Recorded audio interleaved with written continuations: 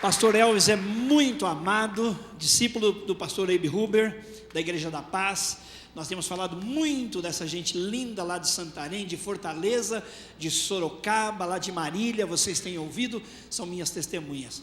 Pastor Elvis é o nosso conselheiro, nosso mentor em discipulado, e ele tem nos abençoado. Falou a nossa liderança de células hoje pela manhã, e falou-nos ao culto das 5 da tarde agora, e amanhã estará conosco, mas as inscrições já foram encerradas, não tem mais espaço, não é?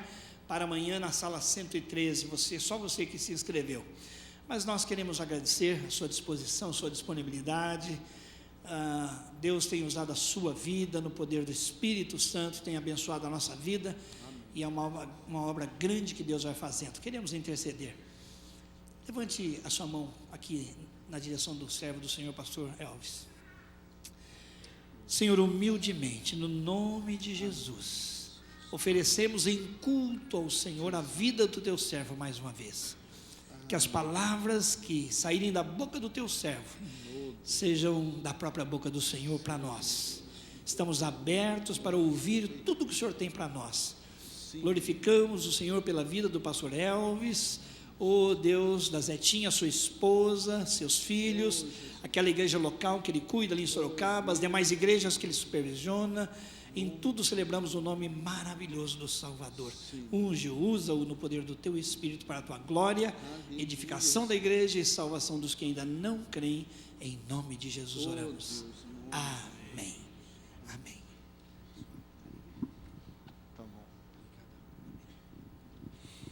A graça e a paz do Senhor, amém, irmãos?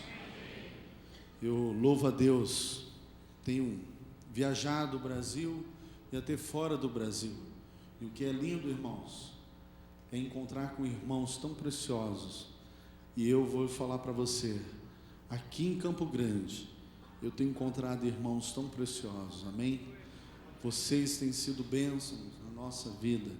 Sabemos que Deus nos dá graça, né, de aprendermos uns com os outros, e da mesma forma que eu estou aqui servindo e passando aquilo que Deus tem nos dado, eu também estou recebendo muito de vocês, amém?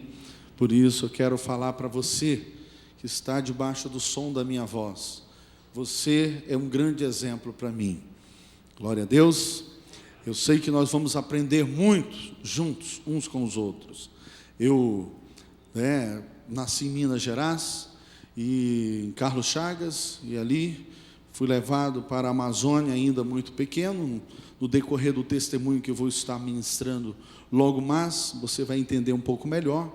Ali, converti na Igreja da Paz quando era tão pequenininha, reunia numa casa, e Deus me abençoou tremendamente, né? Conheci a minha esposa, a pastora Elisete, sou casado, tenho um casal de filhos, e Deus abençoou ali a um ponto, irmãos, que usou as nossas vidas de forma tão maravilhosa, na área de células e discipulado, onde hoje nós temos em Santarém para mais do que 6.800 células e mais do que 61.800 pessoas. A igreja cresceu de tal forma que nós não tínhamos mais lugares para poder comportar todo esse povo, e nós começamos a alugar um monte de lugares e comprar também.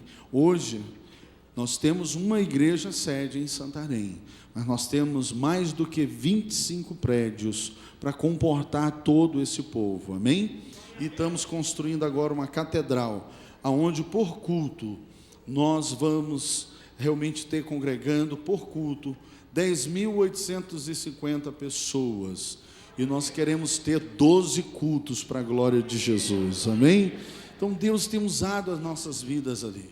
Deixamos um projeto ali para 120.000 pessoas, e fomos então iniciar o trabalho de Fortaleza, e ali no Ceará, em Fortaleza, em 5 anos de trabalho, já foram fundadas mais do que 37 igrejas, aonde só a sede já está ultrapassando mais do que 4.000 pessoas.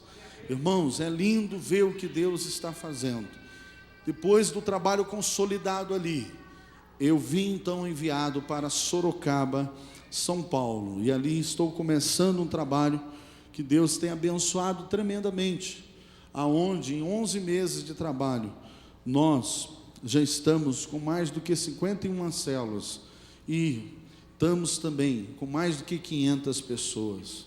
Irmãos, você pergunta, mas pastor, como é que é isso assim? Acontece tão rápido. Deus tem nos abençoado através desse trabalho de célula e também do discipulado, um a um. Deus tem nos abençoado grandemente através desse discipulado. E eu quero falar um pouco hoje sobre o meu testemunho de vida e a importância que o discipulado, teve na minha vida. Trouxe tantas curas e tantos milagres e tantas bênçãos. Eu gostaria que você abrisse a sua Bíblia aí em 1 Coríntios,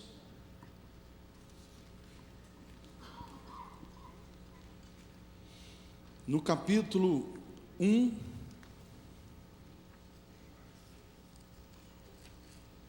no versículo 9.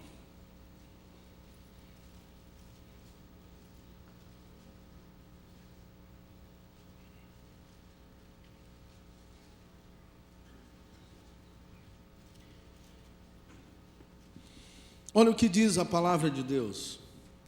A palavra de Deus diz: fiel é Deus. Diga comigo assim: fiel é Deus. A palavra do Senhor continua então falando: o qual os chamou à comunhão com o seu Filho Jesus Cristo, nosso Senhor. A palavra de Deus diz, irmãos, que só há um que é fiel. Quem é essa pessoa? Deus. Ele diz que Ele é fiel para com cada um que foi chamado. Quantos aqui foram chamados por Deus? Levante sua mão. Graças a Deus. Amados, a palavra do Senhor diz que Ele te chamou. E não importa a situação que você está vivendo nesse momento, não importa qual for a tua luta, o Senhor diz que Ele é fiel, que Ele estará com você aonde você estiver. Não importa se você estiver no mais profundo abismo, lá estará a destra do Senhor, e a sua mão poderosa vai te abençoar e vai tirar de lá em nome de Jesus. Aleluias! A palavra diz que Ele é fiel. E Ele é fiel mesmo. Sabe, irmãos, como Deus tem provado a fidelidade dEle na minha vida. Nasci num lar totalmente destruído. Um lar onde a minha avó era uma bruxa, irmãos. Uma macumbeira, irmãos. Olha o nome, macumbeira. Se fosse pelo menos assim, bocumbeira, já melhorava, Mas é macumbeira. A minha avó fazia um trabalho aqui, o mal acontecia ali. Quantos lares foram prejudicados, quantos casais foram separados por causa daqueles trabalhos. O meu avô, de uma organização do qual eu fui orientado pelos meus amigos advogados e irmãos queridos, a não falar o nome, mas o meu avô atingiu o grau máximo dessa organização, a um ponto dele receber das próprias mãos de Satanás riquezas. Ele se tornou muito rico, irmão, em toda a região de Teixeira de Freitas, Bahia, e Carlos Chagas, Minas Gerais, dono de tantas fazendas, de tantos prédios, condomínios, redes de restaurantes. Mas olha, irmãos, Satanás, quando dá algo para alguém, cedo ou tarde, ele vem pedir a paga. Ele vem cobrar o que a pessoa deve. E Satanás chegou ao meu avô e falou: te dei tudo o que você quis, tudo que você me pediu, agora você tem que me dar o que você me deve. E Satanás então pediu um descendente, um varão, um homem para ser sacrificado ou para se colocar na linhagem e ser o sucessor do meu avô. Amados, meu pai estava com eles, e o meu avô não podia mais gerar filhos, descendentes. Ele então falou para o meu pai: você vai gerar esse descendente. E montaram os três um projeto maligno. E o meu pai saiu então de Carlos Chagas, Minas Gerais, para o estado de São Paulo. E na cidade ali de Piraju, conheceu a minha mãe e casou-se com ela e levou ela de São Paulo para Carlos Chagas. Ela sem saber de nada. E ali começou aquele projeto maligno, aonde a minha mãe logo ficou grávida. Então eles contrataram parteiras, porque aquela criança não podia ter conhecimento nenhum de existência. E o parto teve que ser feito na nossa própria casa, muito grande, casa muito boa. Mas olha, irmãos, não era um hospital. E por algumas complicações, e por não levar a minha mãe ao hospital, nasceu a minha irmã tetraplégica. Sofre até hoje em um centro de reabilitação na cidade de Jaci, ao lado de São José do Rio Preto. Irmãos, no ano seguinte a minha mãe ficou grávida novamente. Foi quando eu nasci. Aos 6 meses de idade, eles pegaram, trancaram a minha mãe em um dos quartos daquela casa tão grande. E ali, irmãos, eles me sequestraram. Me levaram para a cidade de Caravelas, Bahia, depois para a cidade de Nanuque, Feira de Santana, e deixou a minha mãe lá. A minha mãe conseguiu socorro dos vizinhos, aonde eles ajudaram ela a sair daquela situação. Ela começou a procurar as autoridades daquela cidade, mas como meu avô era muito rico, muitos estavam já comprados. Ela não teve apoio e ainda recebeu ameaças para poder voltar para o estado de São Paulo. Você pode imaginar quantas são mães aqui? Levante uma das suas mãos. Você já pensou, mãe? Você gera o seu filho, você sofre por 9 meses, enjoos, tantas lutas, e de repente levam o seu filho para sempre. A minha mãe sofreu demais, amados. Sofreu demais. Por 30 anos, sem saber aonde o filho estava. Se estava vivo, se estava morto. Então, aos 4 anos de idade, eles começaram a me levar para essa consagração. Me levavam para os cemitérios, a altas madrugadas, e ali me davam um banho, me preparando para consagrar o diabo. Então esse banho era feito de ervas, mas também era feito de vísceras, de cadáveres totalmente deteriorados. Era uma podridão, era um fedor, algo terrível. Eles jogavam aquilo sobre a minha cabeça e começavam a invocar a Satanás. Muitas vezes fizeram isso, nada aconteceu. Mas teve uma vez que algo aconteceu. No meio daquela escuridão, eu vi se aproximar de mim algo muito mais escuro e tenebroso do que aquelas trevas. E com uns olhos de fogo, algo terrível. E aquela coisa parou na minha frente e bradou uma voz: tem uma luz sobre a vida dele, e por isso eu não posso dominá-lo. Aleluia, irmãos. Essa luz brilha na tua vida. É por isso que o diabo não pode contra você. A luz que brilha na tua vida, qual é o nome dessa luz? Qual é o nome dessa luz? Jesus é a luz que brilha na tua vida. Sabe, irmãos, eu só tinha 4 anos de idade. Mas quando eu ouvi aquilo, eu falei: há uma luz sobre a minha vida, há algo muito mais poderoso do que isso. A partir dali, irmão, eu passei a acreditar que havia algo maior do que aquele mal que me perseguia. Sabe, irmãos, por meu avô não conseguir dar a Satanás o que ele queria, ele veio e matou fulminante. Ai daquele que faz uma aliança com Satanás, vai pagar caro.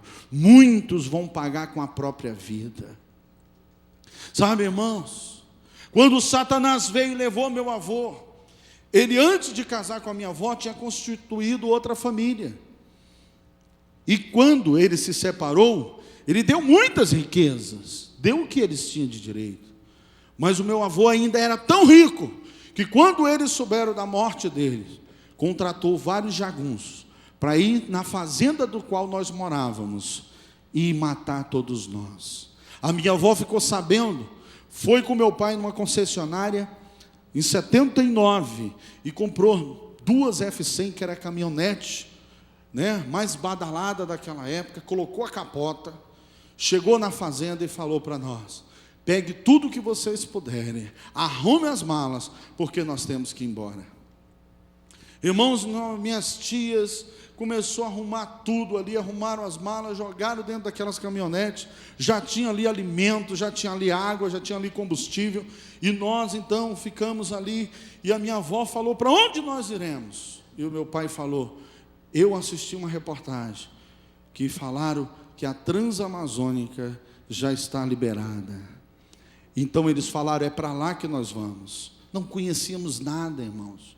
Não sabíamos que aquela estrada só tinha barro e árvore. Irmãos, depois de muitos dias rodando a Transamazônica, foi acabando o alimento, acabando a água, acabou tudo. E agora, comer o quê? Nós pequenos, eu e os meus primos, começamos a chorar e falar: queremos comida, queremos comida. Irmãos, eu não sei quem, mas teve um abençoado que plantou uns pés de manga na beira da Transamazônica. Só que nós não tivemos sorte de pegar as mangas maduras. As mangas estavam aquelas manguetinhas, sabe, desse tamaninho. Irmãos, aquilo com limão é bom, né? Ah, com sal, vocês estão ligados, né? Irmão, nós passamos a comer aquilo, irmãos. Depois de 2 dias comendo manguetinha, nós já estávamos assim. A gente não aguentava mais manguetinha, irmão. Era um desespero que você nem imagina. E ao subindo uma grande serra, de repente, irmãos, chegamos lá em cima, vários madeiras, toras de madeiras, jogada ali, nós não podíamos ir. Então desceu meu pai, meu tio e algumas das minhas tias para poder tirar aquilo ali. De repente sai de dentro daquele mato, irmãos, uma tribo de índios, tudo armado, todos armados ali, unga, unga, unga, unga. E aí, irmãos, nós, crianças, entramos debaixo dos carros, tchum, e ficamos assistindo aquela coisa horrível. E de repente uma tia minha, que assistia aqueles filmes antigos, irmãos, eu estava ministrando em outro lugar aí, tinha uma irmã que sabia até o nome do ator. Falei: irmã, a senhora é de longos e longos, longos tempos. Ela sabia o nome até do ator. Sabe aqueles filmes, irmão, dos americanos contra os índios, né? Ia naquela canoinha com aquele chapeuzinho de esquilo na cabeça, né? E era pei, pei, e os índios, tum, tum. Quando eles estavam perdendo, aí, os americanos estavam perdendo, o que eles faziam? Preparavam um monte de presente e dava para os índios. Aí os índios poupavam a vida deles. A minha tia gritou de lá: corre para as bolsas, pega espelho, pente e batom. Irmão, se fosse hoje eu não ia entender esse negócio não, irmão. Quer dizer, se fosse naquela época, hoje eu entendo. Irmãos, tem muitos aí que falam do batom. Esse é contra batom. Eu não gosto do batom. Irmãos, aquele batom estava abençoado. O cara lá, o unga-bunga lá, grandão lá, era o chefe da turma, pegou um espelho e começou. Irmãos, eu trabalho e trabalhei com tantas tribos indígenas e os índios têm uma beleza natural maravilhosa. Mas aquele cara era muito esquisito, irmãos. Primeiro, ele tinha um pau enfincado no beiço, irmão, que o beiço dele ia lá embaixo. Ele tinha um pau enfincado na orelha, no nariz. Irmãos, era uma coisa que eu vou lhe dizer. Você tinha que ter fé para poder ver, viu?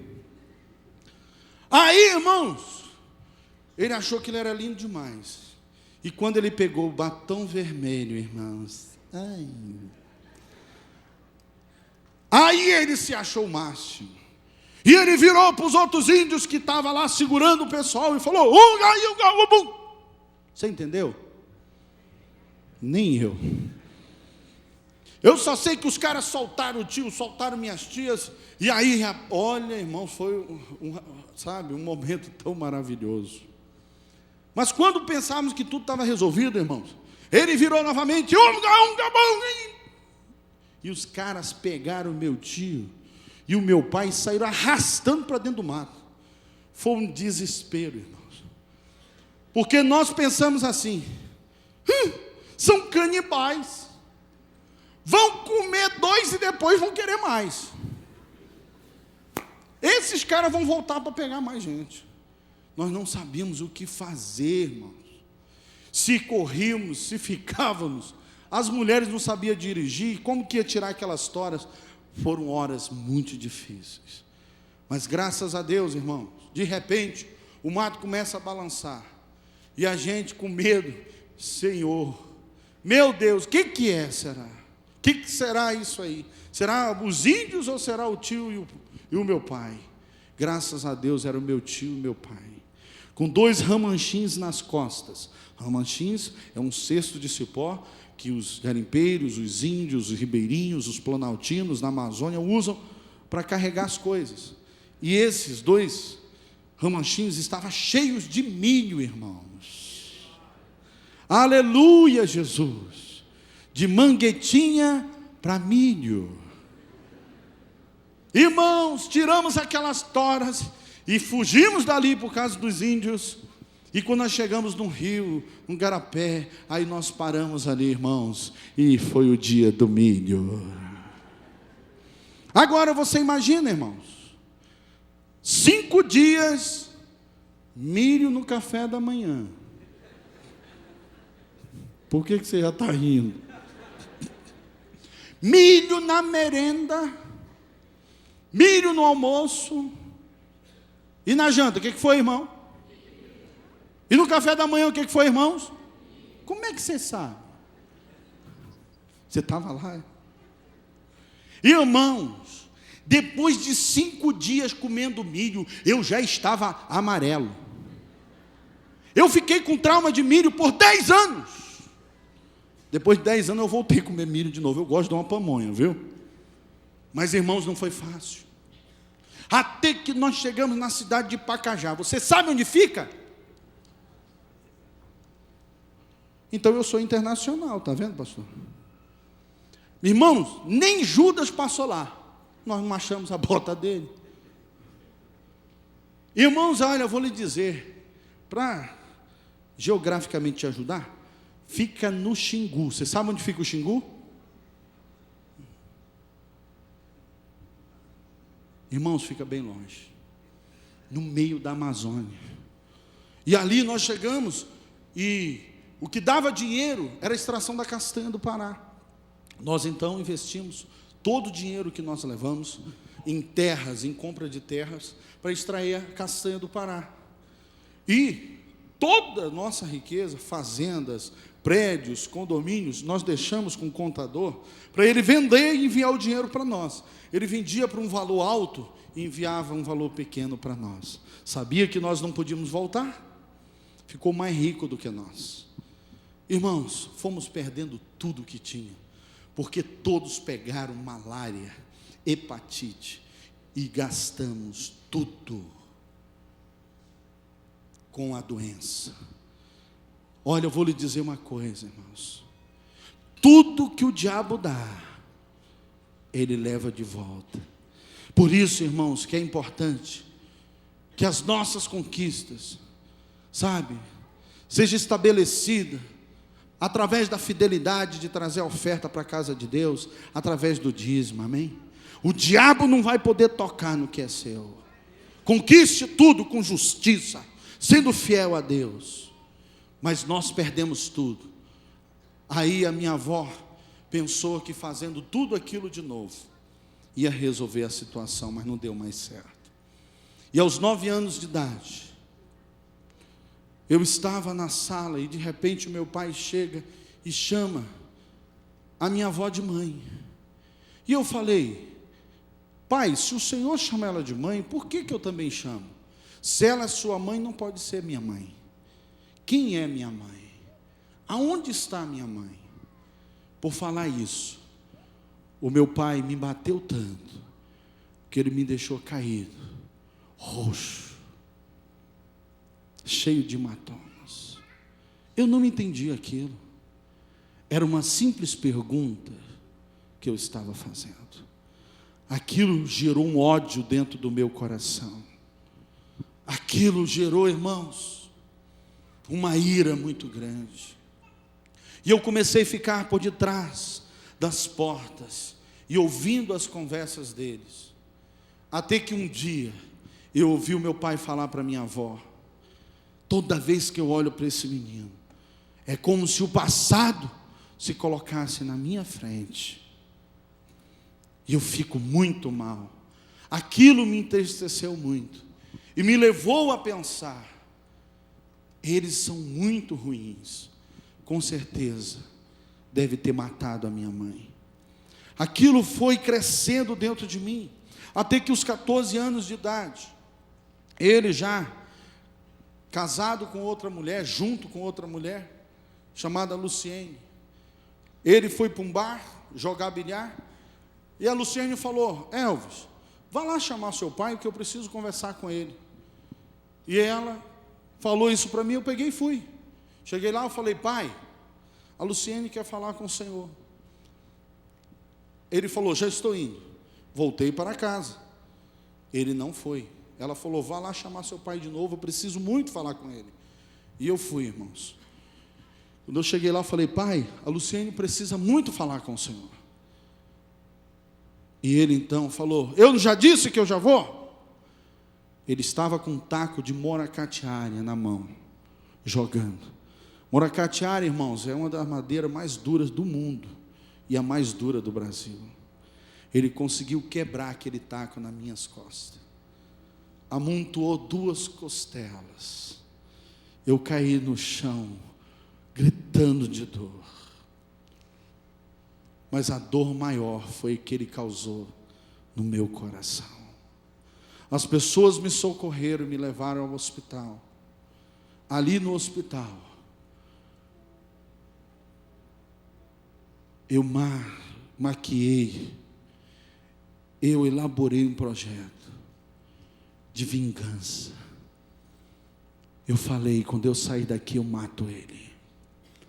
Eu saí daquele hospital, consegui comprar 3 cartuchos 3T.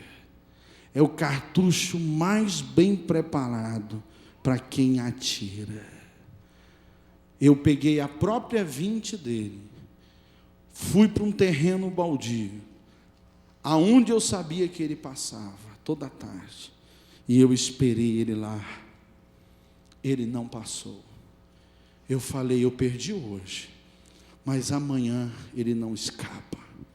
Eu fui no outro dia, irmãos, ele também não passou. Deus me chamou para salvar vidas, não para tirá-las.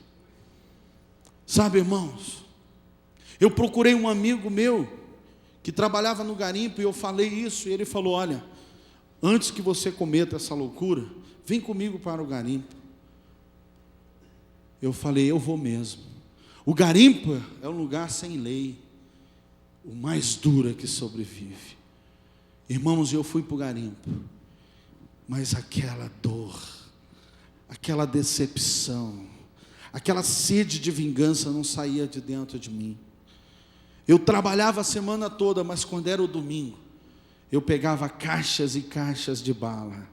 Eu tinha várias armas, e eu ia para um terreno que eu tinha lá, e eu começava a atirar.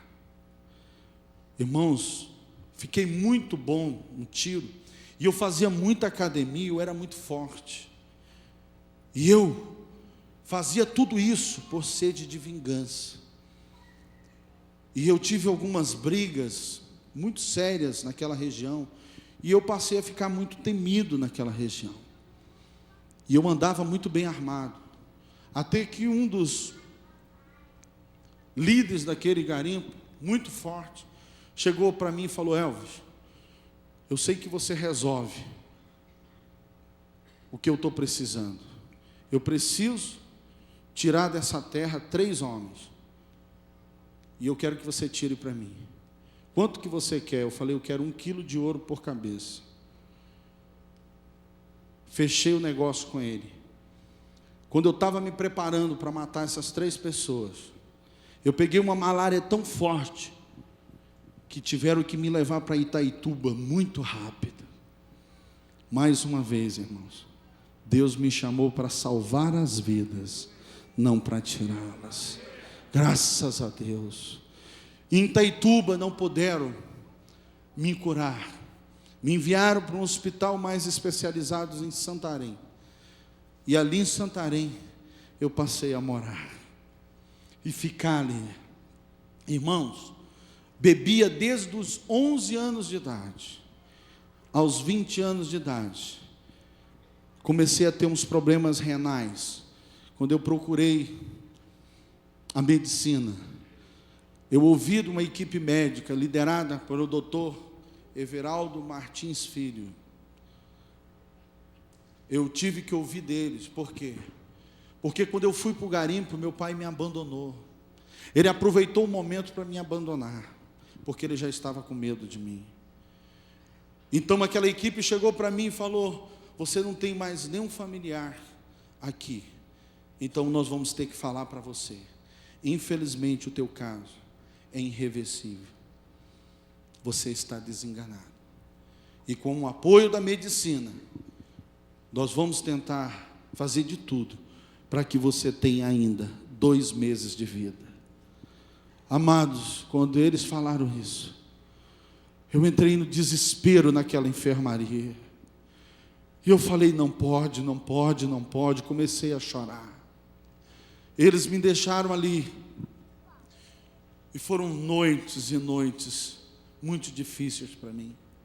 Tinha mais 2 com o mesmo problema ali, naquela enfermaria comigo.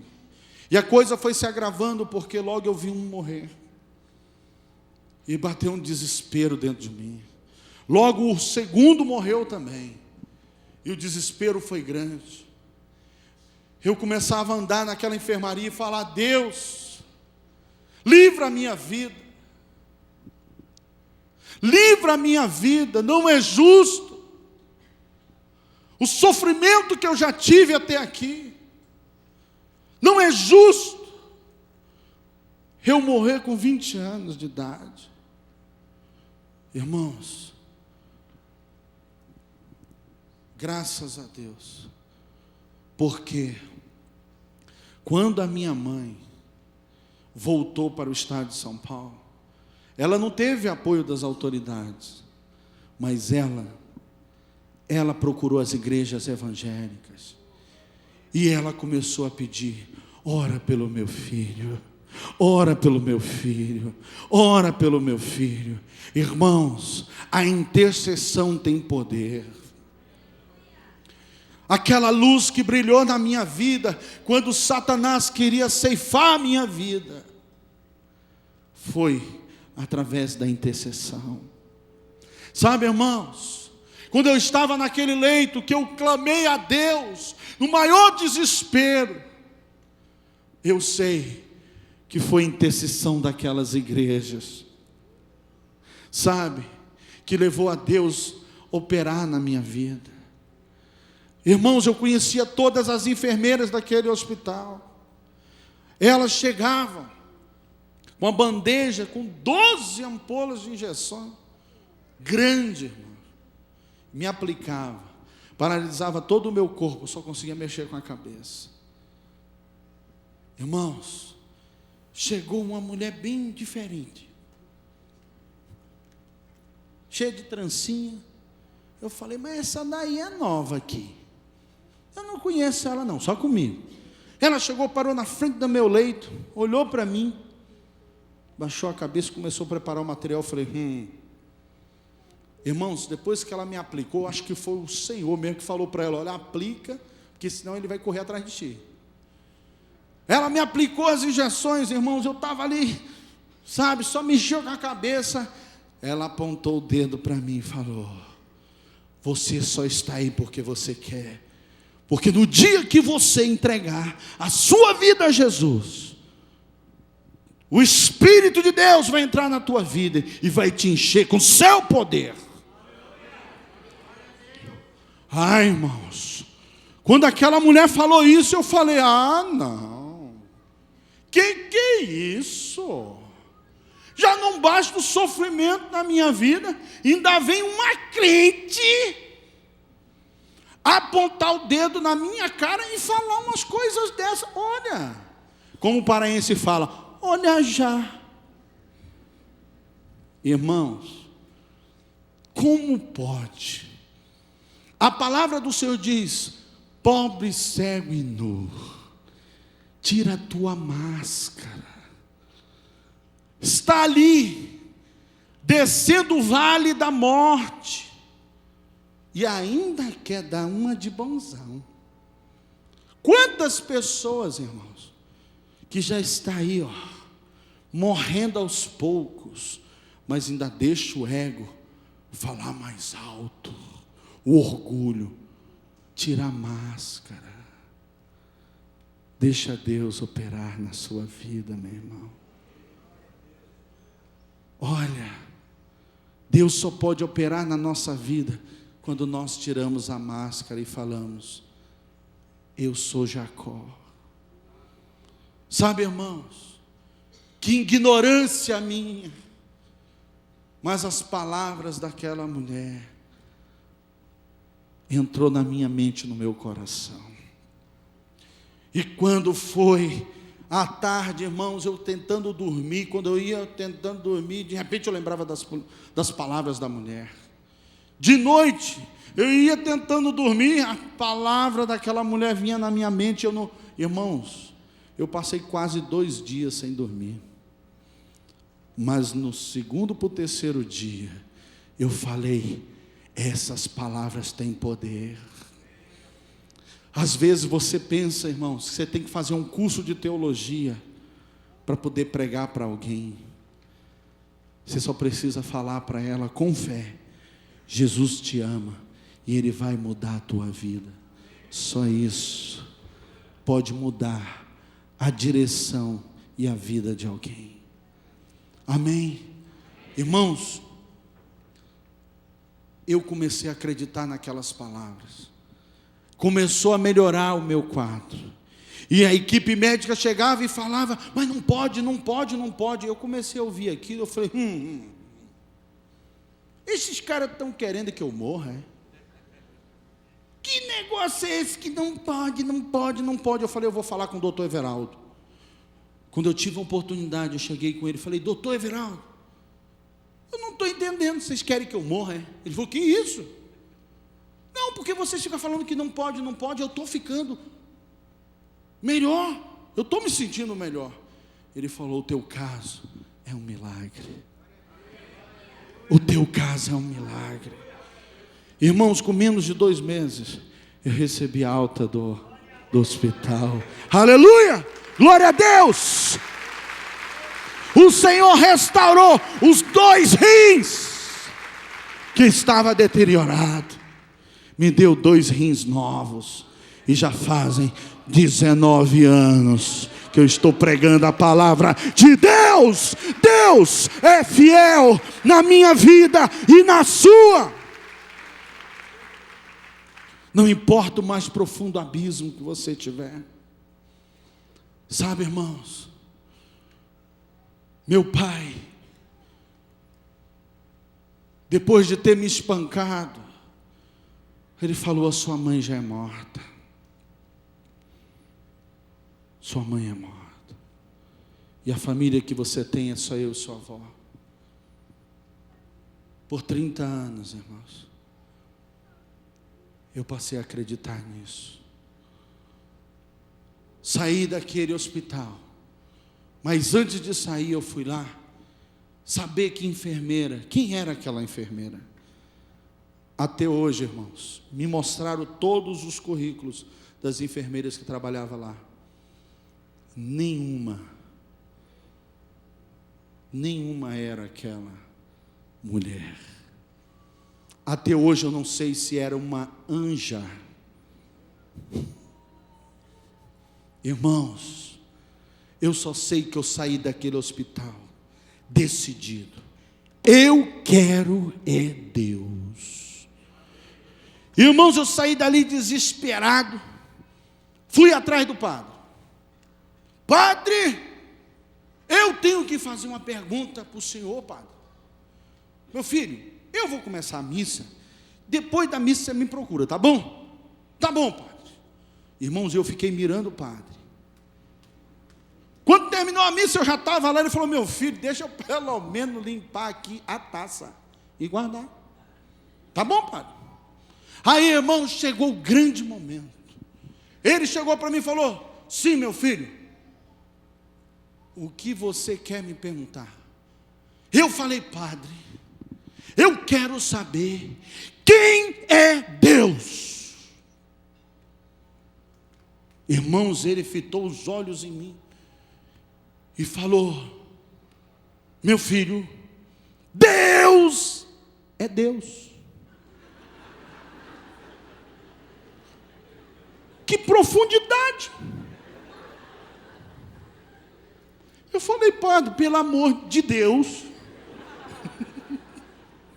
eu quero conhecer mais de Deus. Ele falou: meu filho, procura o sacristão, o Sebastião, tudo que tenham na igreja você pode procurar. Irmãos, ninguém pôde me ajudar.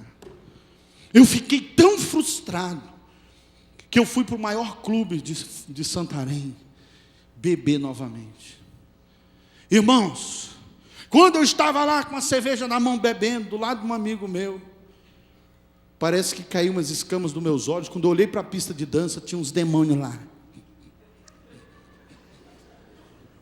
E eu olhei para o meu amigo e falei: cara, tu está vendo o que eu estou vendo?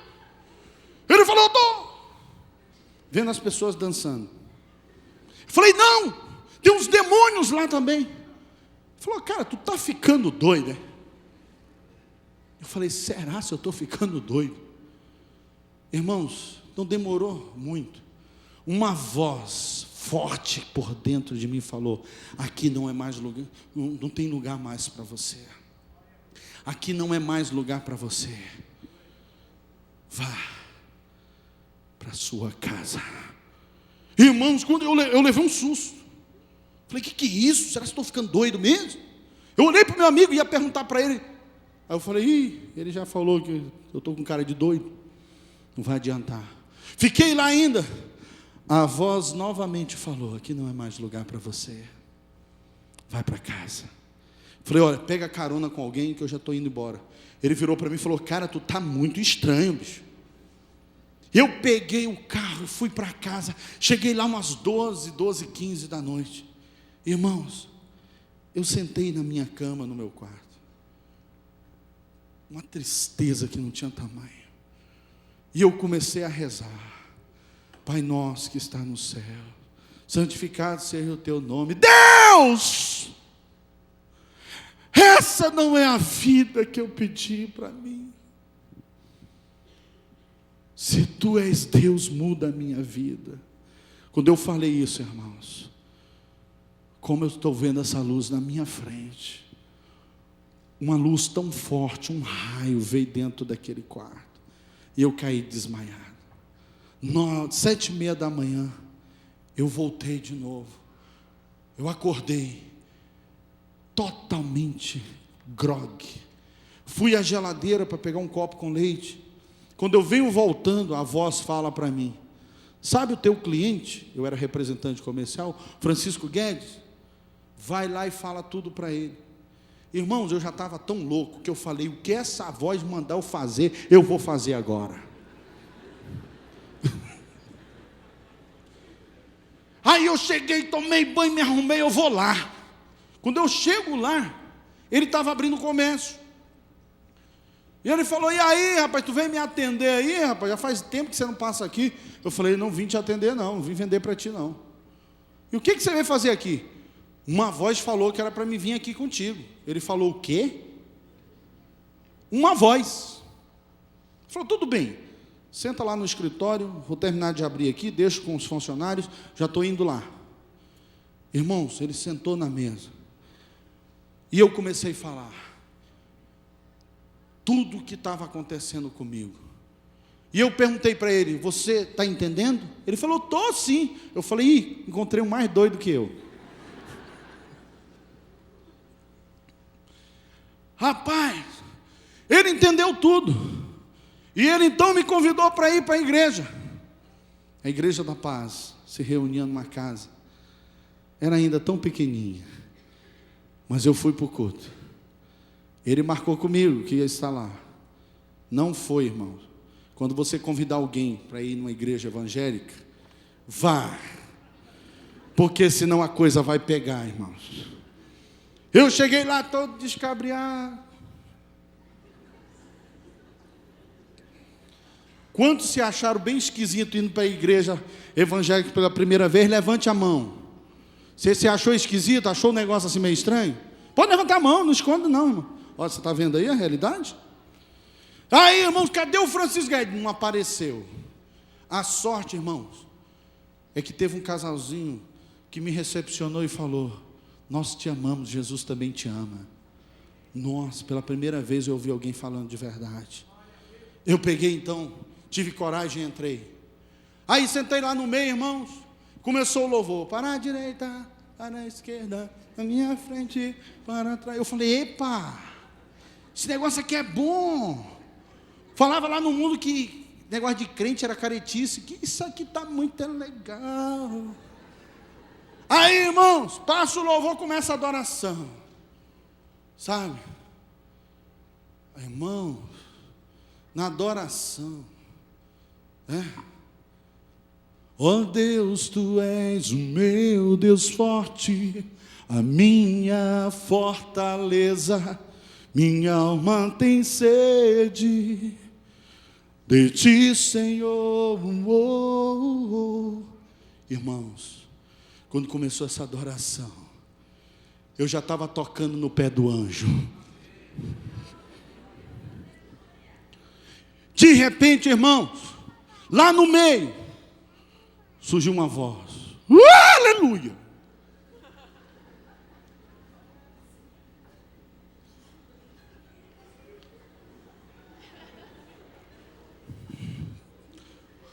O coração já querendo sair pela boca.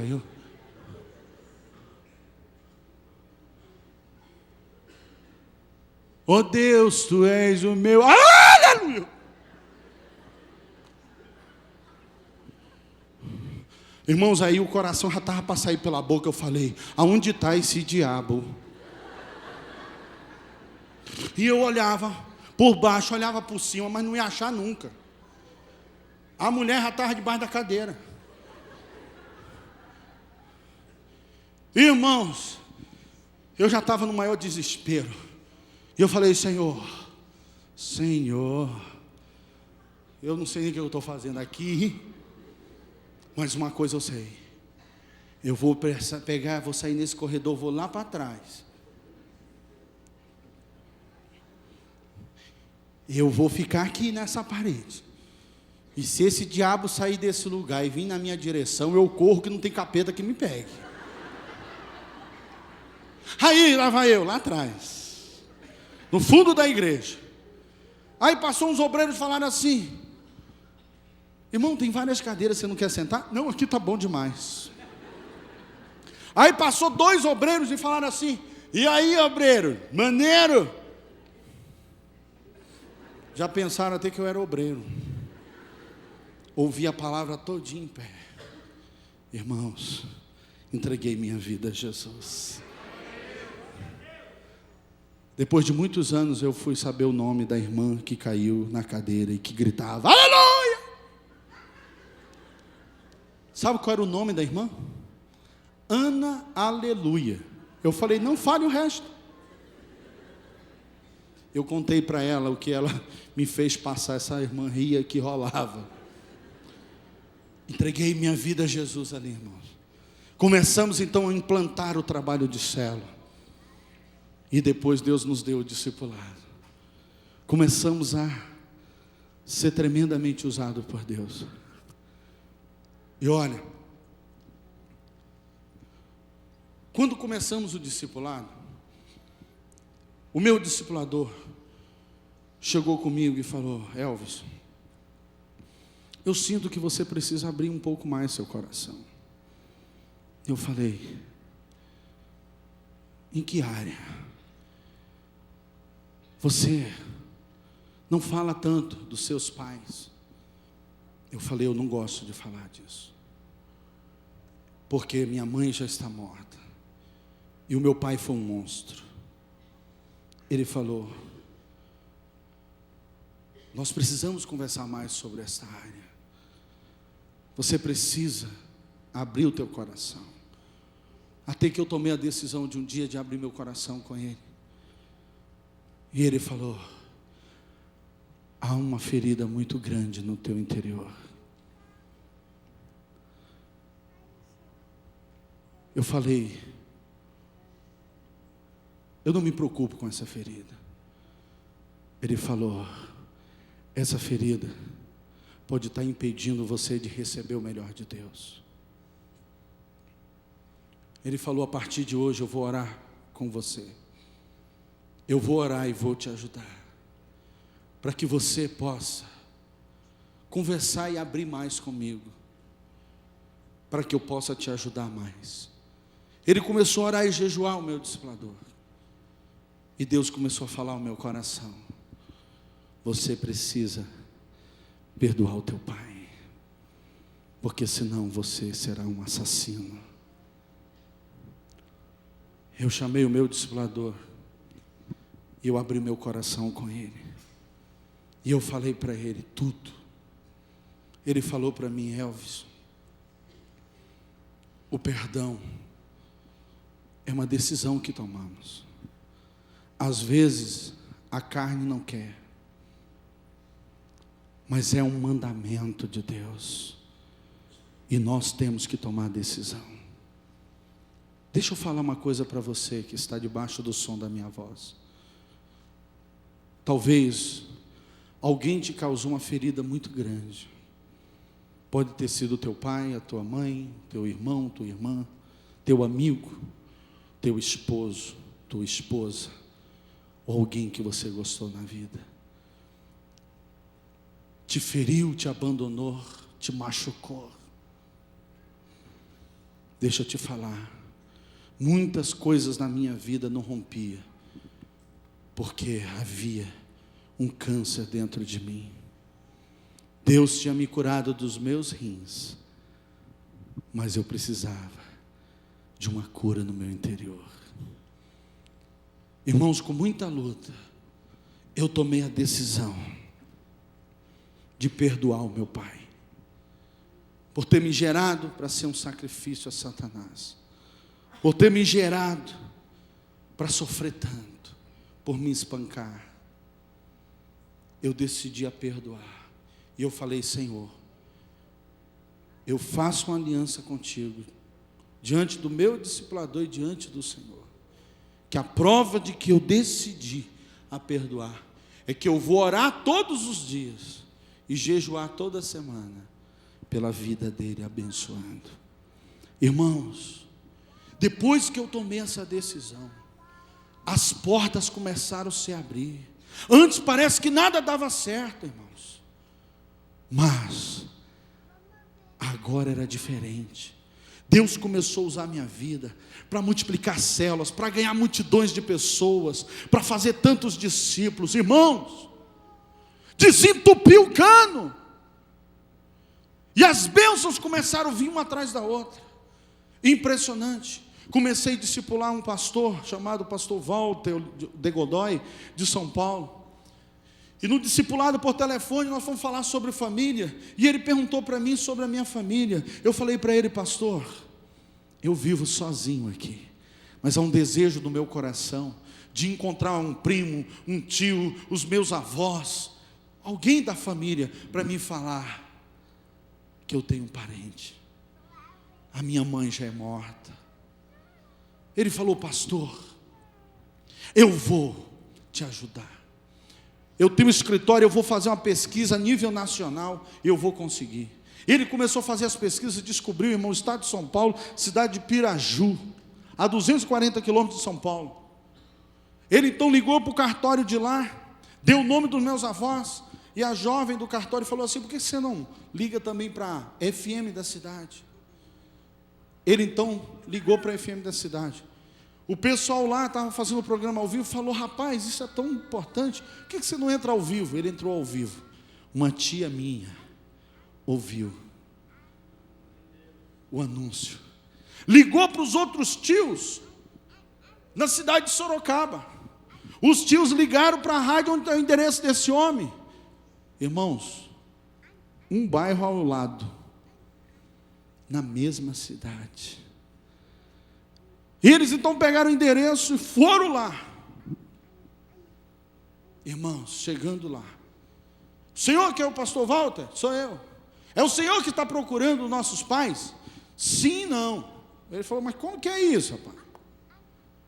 Ele falou: mas quem está procurando de verdade é o pastor Elvis, de Santarém. Quem é esse pastor Elvis? Ele falou: eu tenho uma foto aqui. Quando ele pegou a foto e mostrou, irmãos, uma mulher no meio daquele monte de gente começou a chorar e falar: Deus trouxe meu filho de volta. Deus trouxe o meu filho de volta. 31 anos.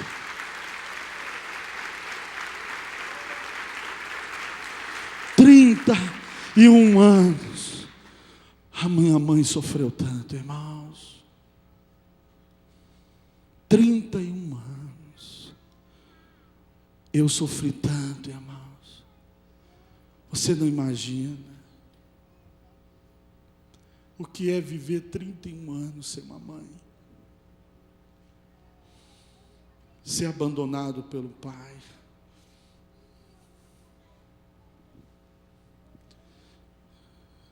Tinha Natal, que as famílias gostavam de me convidar. Sabiam que eu não tinha família e me convidava para poder passar com eles. Quando eu via eles abraçando os filhos, e os filhos abraçando eles e falando: te amo, batia um desespero dentro de mim, irmãos. Eu dava algumas desculpas, e eu voltava para minha casa. Eu entrava no meu quarto, eu ia orar a Deus. Eu falava: Senhor, eu faço a tua obra e farei por toda a minha vida. Me conceda, quando eu chegar no céu, de poder ver a minha mãe, abraçar a minha mãe e sentir o cheiro dela. Quantas vezes eu chegava no restaurante e aquela garçonete ou aquele garçom vinha me servir, e eu começava a chorar. Eu gostaria tanto que a minha mãe pudesse fazer uma comida gostosa e me servir à mesa. Era muito difícil para mim. Irmãos, o pastor Walter olhou e falou: minha senhora, o pastor Elvis me falou que a mãe já é morta há mais de 30 anos. Não pode ser a senhora. Ela falou: não, eu não estou morta. E eu sabia que um dia Deus ia trazer meu filho de volta. Ele ligou para mim, eu estava no discipulado. Ele falou: pastor, eu tenho uma notícia para lhe dar. O que foi, Walter?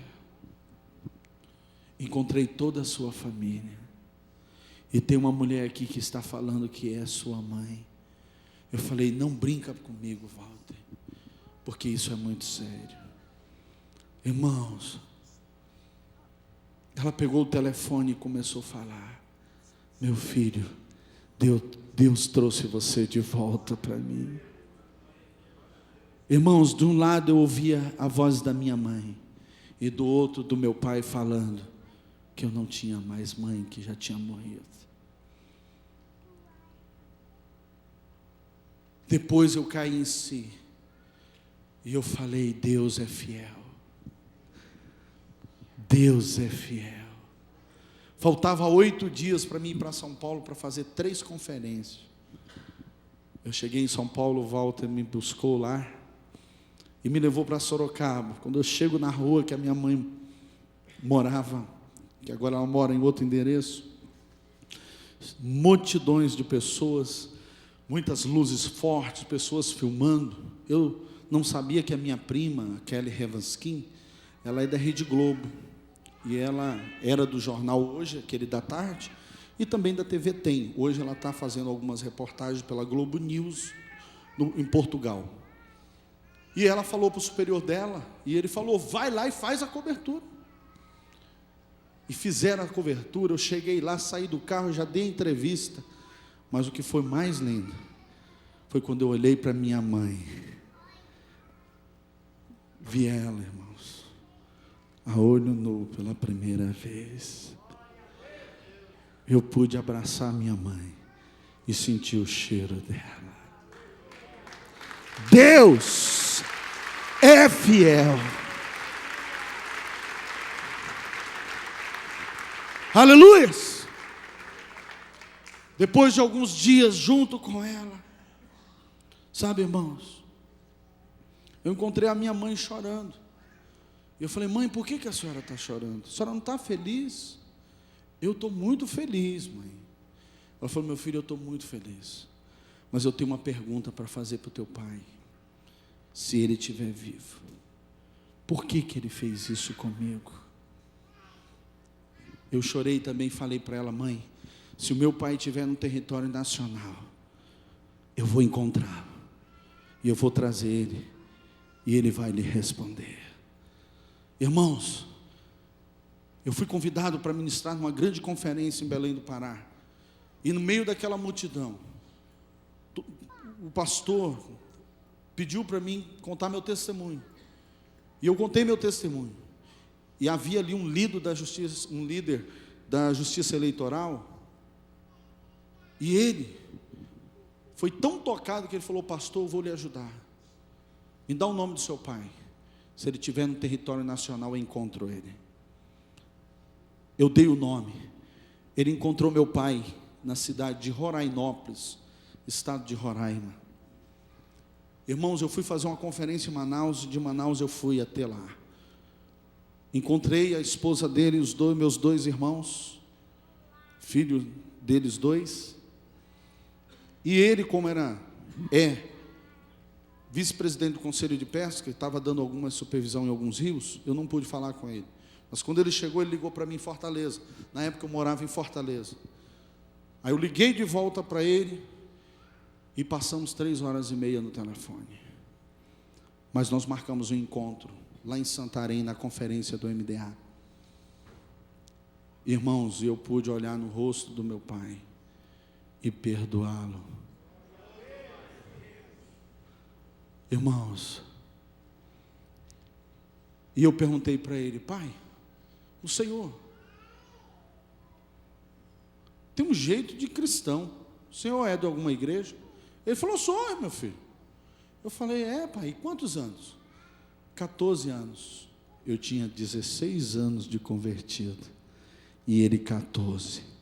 Converteu com a minha oração, a minha intercessão, e o meu jejum para a glória de Deus. Aleluia! Há poder na intercessão. Aleluias! Comprei as passagens do meu pai, trouxe ele para São Paulo, coloquei ele frente da minha mãe, e ele de joelho respondeu a pergunta que a minha mãe tinha a fazer e pediu perdão para ela. Peguei a minha mãe e o meu pai, levei eles até Jaci, perto de São José do Rio Preto, no centro de reabilitação. É um lugar difícil, irmãos. Para você entrar lá, você tem que ter muita coragem. E eu tentei ali entrar 8 vezes, irmãos, e eu chorava. Eu fui para debaixo de uma árvore e eu orei a Deus. Falei: Deus, me ajuda. Eu quero nesse momento contemplar a tua vitória. Onde abundou o pecado, vai superabundar a tua graça e a tua bênção.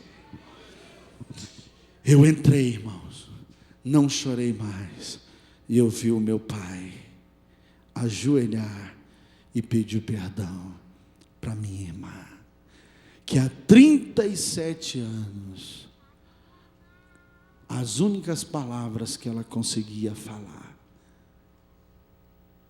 com dificuldade, toda vez que a minha mãe ia lá, várias vezes que eu fui visitar ela, ela só falava com muita dificuldade, toda atrofiada: cadê o papai?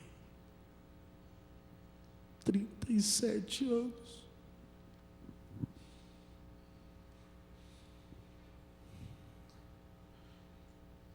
Meu pai ajoelhou à frente da minha irmã e falou: o papai está aqui. Me perdoe, minha filha, o mal que eu lhe fiz. Sabe, irmãos, o discipulado 1 a 1 me ensinou a valorizar as pessoas.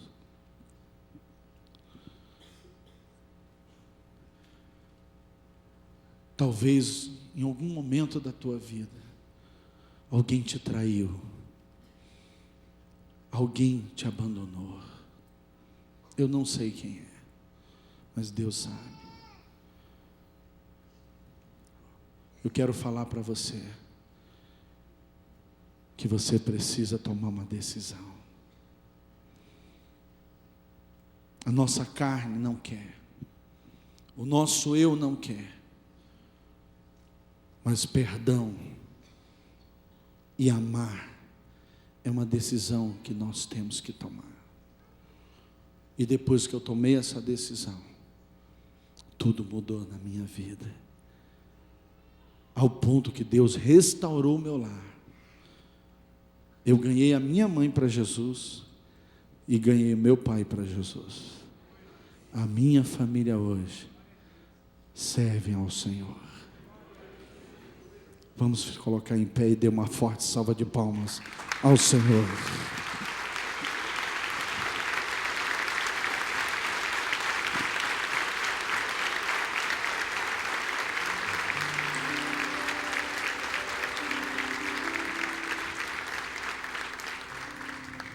Se o seu pai e sua mãe está aqui, seus irmãos, seus filhos, sabe, irmãos, não perca as oportunidades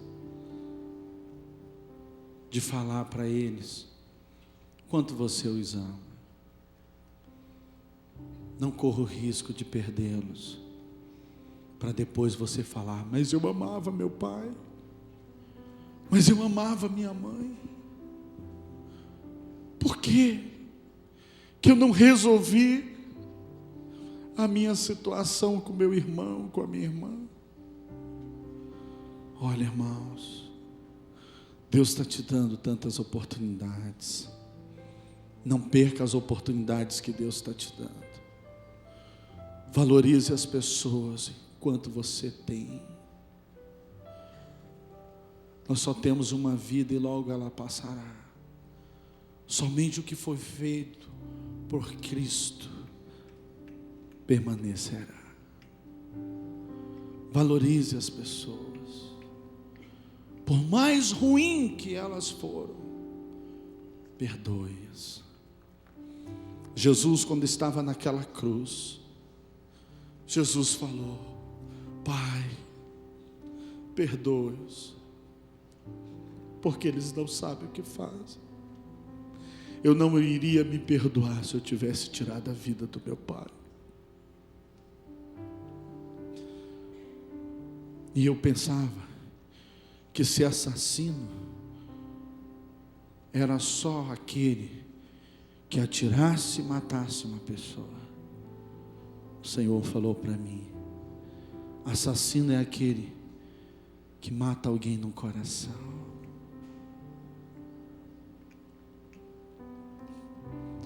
Pastor Gilson vai orar por você e te abençoar. A mensagem que o Senhor pediu para me falar ao teu coração está em tuas mãos. Tome a sua decisão, amém?